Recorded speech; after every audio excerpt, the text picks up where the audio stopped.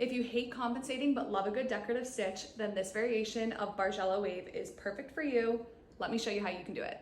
She's perfect for sky, water, or anywhere you want a little movement. It's this wave pattern with a short row in between. So let me show you how to do it.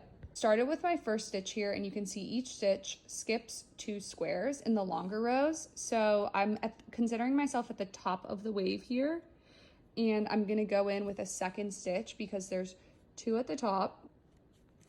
And then I'm gonna move down 1 square for my sort of transitional row in the wave.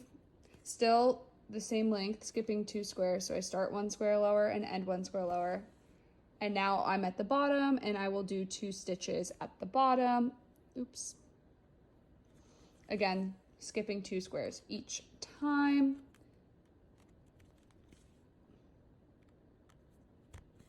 Now that we're at the bottom, we'll start working our way up. So in the transition, that's the time when there's only 1 stitch. So I will do 1 stitch 1 square higher, and then I will move again to the top and do 2 stitches at that height.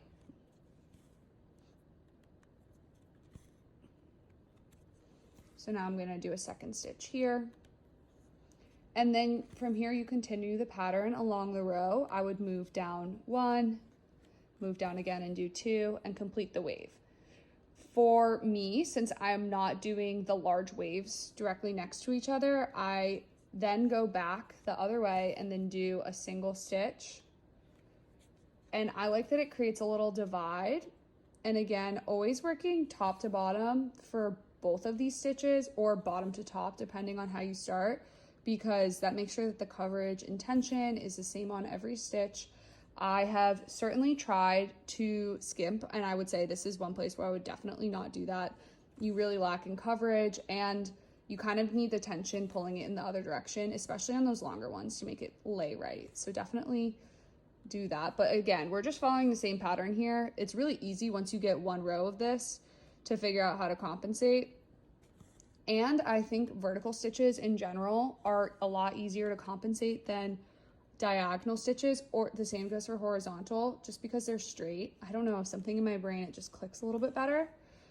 So now that I have finished this last stitch here, I've completed 1 section of the wave, and of course you can go horizontally as far as you need to go before you come back.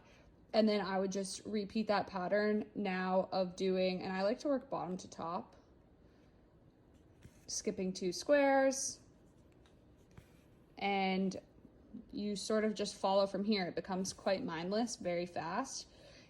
I'll show you now how I